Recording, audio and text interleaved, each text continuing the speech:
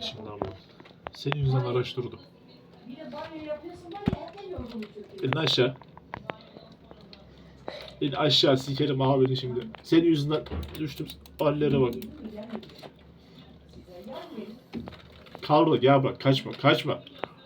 3 dakika bekleyeceksin oğlum.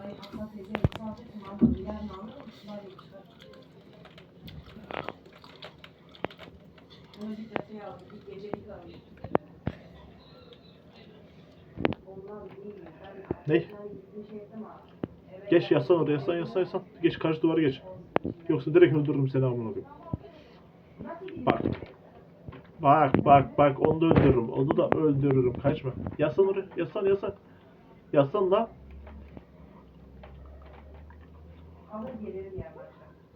Tamam mı?